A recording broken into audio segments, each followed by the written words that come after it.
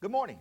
I'm Carlton Sharp, pastor of Faith Christian Center Church, right here in Beaumont, Texas. And we're here on what's happening in our neighborhood.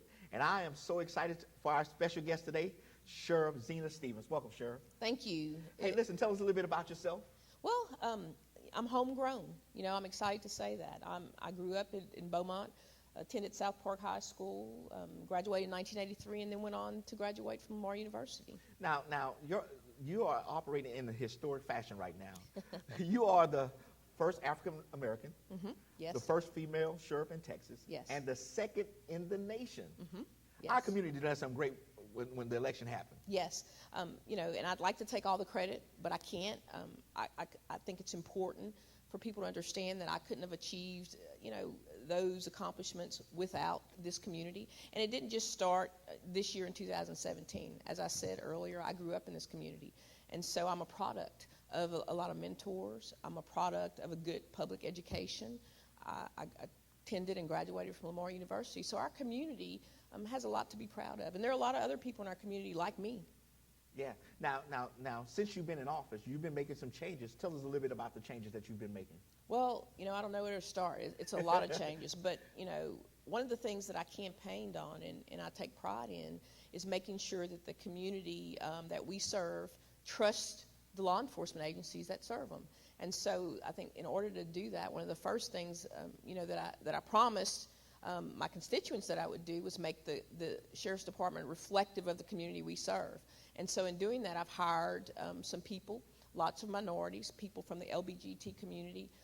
But I think the important thing is I'm finding people from all parts of our community, but who are professionals. Okay. Now, and you're actually changing the environment. Yeah. I think you have to change the culture from within. And so I think it's important. Sheriff's Department, the culture of the Sheriff's Department will be my personality. Whatever who I am, that's what, if you're a leader, if you know anything about leadership, that agency will adopt and adapt to my personality. And so I'm a very inclusive person by nature. And I like having a good time and I like taking care of people. And so I hope what we're doing will transfer into what's happening in our community in terms of law enforcement. Now, your command staff have shifted a little bit. So how is that working for you? Well, I've hired a dynamic group of people, and they're also very diverse, but very professional and very, I think, not just through academic achievements, but through experience in law enforcement. I've probably got 300 years of law enforcement experience on my command staff. Wow. Yeah, so I've hired people from other agencies who had specialized skills in different areas. I think any good leader has to recognize, their shortcomings. And so I know that I didn't have strengths in certain areas, and so I went in looking for people who had those strengths to complement my leadership. Now, okay, so now, since you've been in office, I've noticed that there are more officers on the streets now. Oh, absolutely. Some of the things that we've done is I've kind of downsized. And so the Sheriff's Department before had 4 deputy chiefs. I've gone to a 2 deputy chief system. Wow. And in doing so, it allowed me to transfer some of those responsibilities and positions to what I believe is the backbone of any law enforcement agency, to patrol, to put more people, it allowed me to put more people in the neighborhoods and in the community in a patrol level. Now you just started a new traffic unit, right? Tell us a little bit about that. Well, I think, anytime you talk about true policing, I think it's important to have more people on the streets. And so when people watch cops, they think that all patrol guys, they do traffic, they do patrol, and that's Right. not the case. So I think it's important to have a traffic unit whose responsibilities are twofold. The first primary responsibility is making sure that on those county roads, people aren't speeding, driving drunk late at night, and focusing on some of those things without depleting my patrol units. But the second, I think, important thing that they're doing is I've put, out of my traffic unit, I've recruited and hired some individuals who have interdiction experience, okay?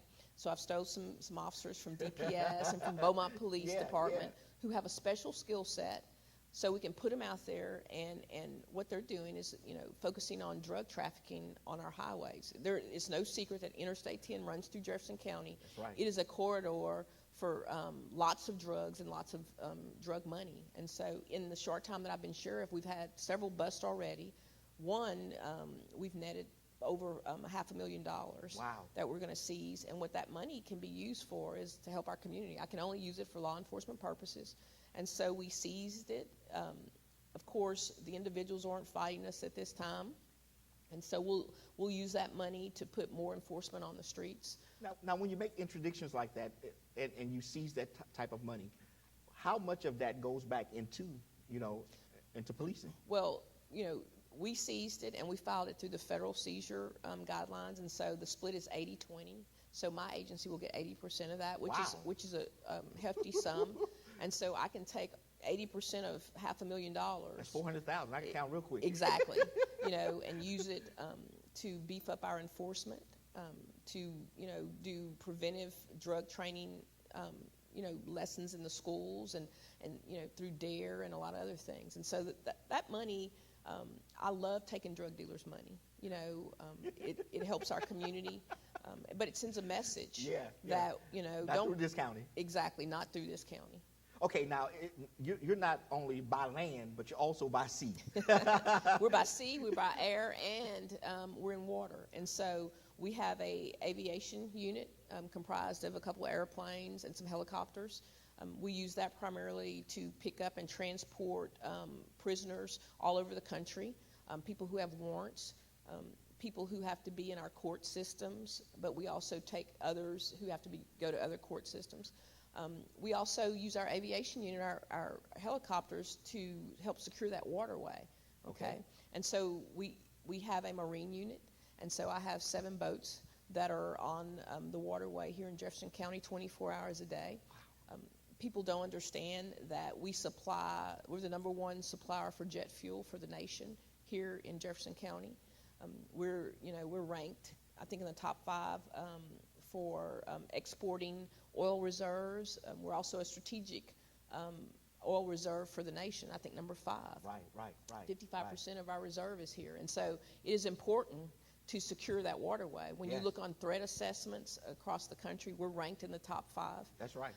And so we spend, through the efforts of most of the plants here, the navigation district, charges all the refineries or industry a tariff and helps fund our marine unit. So people will say, that's taxpayer dollars.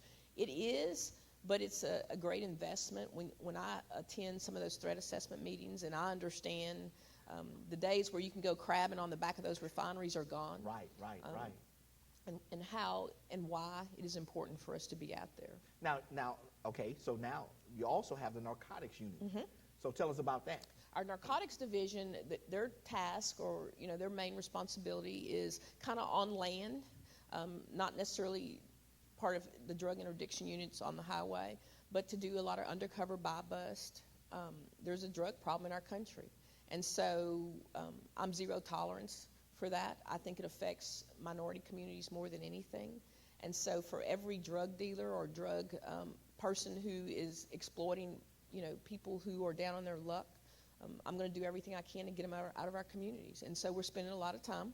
We've got men and women, and I can't tell you their names because they're undercover. Right.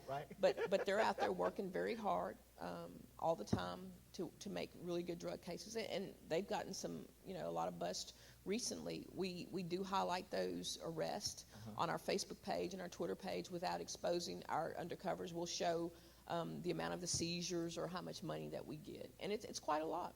Now you're also responsible for the jail, and Yes. and one of the things we were sharing earlier was the cost per inmate that it costs the county to house those persons there. Right.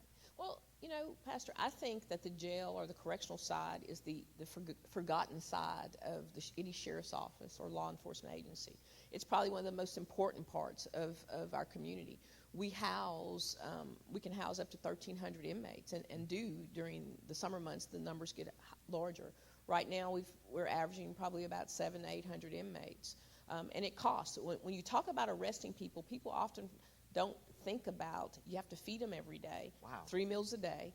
You have to provide medical attention for them every day. You have to provide mental health services for those who need it, and generally the population that end up in jail certainly need mental health, and so that's costly. But also on top of that, you have people who generally have medical illnesses, and that doesn't stop. Many of them have never got it treated for those medical conditions until they get to jail. Wow. And so it becomes the responsibility of the county while they're there. And so it can be very costly. So now, are those doctors and the mental professionals part of your staff, or do you bring those out from the community? Well, I contract. I'm under a medical contract with individuals who come in, and we have nurses. We have a hospital in our jail, and people don't understand that. We have and so they have to make rounds. They have to make sure that everybody is getting their meds. And you have to understand that many of them don't want to take their meds. Okay, and so that's part of the responsibility to make sure that they're getting proper diets. If they're diabetics, none of that, all those requirements, they're enforced when they are in jail. And the problem is, many times, some of the people who are in our jail weren't on the proper diet when they were out. And so they may be having, conditions generated from not taking care of themselves. Right. Now that they're in our custody, it is our responsibility to make sure that they're getting things that they probably never had before, which costs taxpayers. That cost is passed on to taxpayers. Yeah. Okay, so now, are you recruiting any persons to be a part of the sheriff department? I mean, and Absolutely. what do they have to do in order to be a part of the sheriff department? Well, the first thing, I'm looking for people who want to be there, okay, people who are going to be professionals. But I think it's important that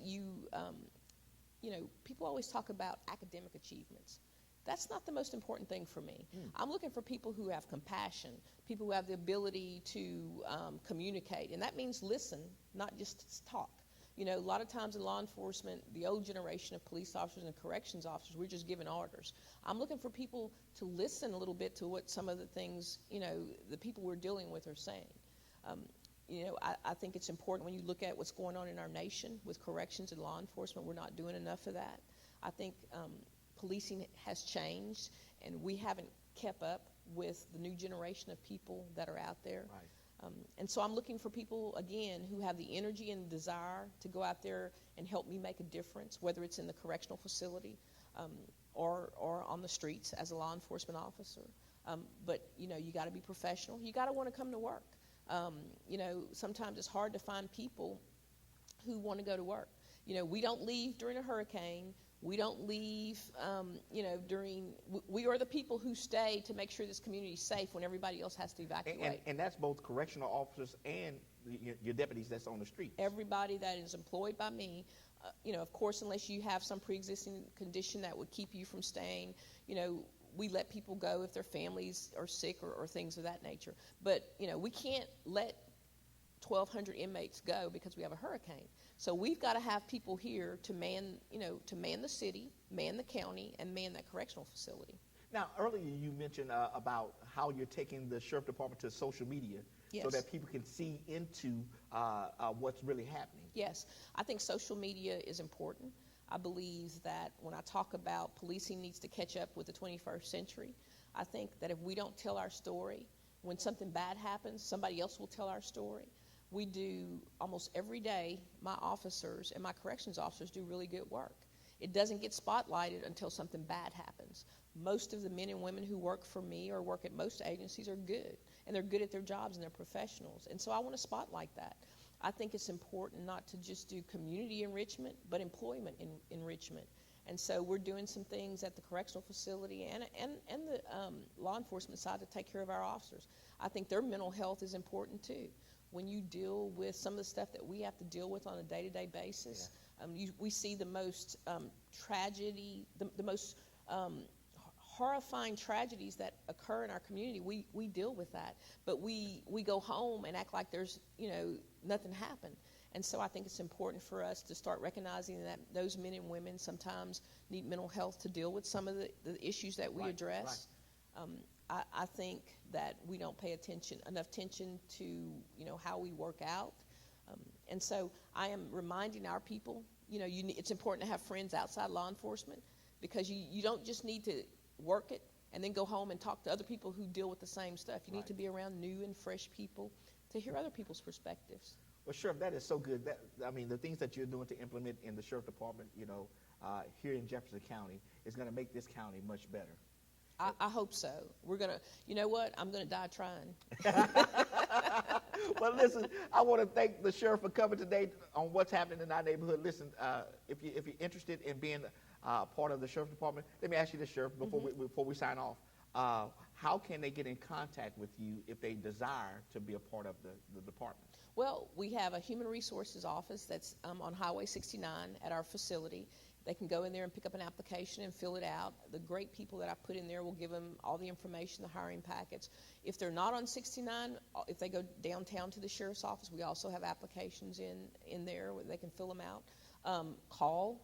There's a number that they can call. Our human resources number is 409-726-2500, and ask for the human resources office, and they'll give them all the information that they need. Okay, once again, I want to thank the sheriff for coming and being a part of this segment. Listen, great things are happening in our county, and we can't discount that. And so every one of us need to be involved in some aspect to make this place a better place to live. And again, I want to thank the sheriff for being a part of that. And I want to thank you for joining us today on what's happening in our neighborhood. And so we'll see you next time on our broadcast.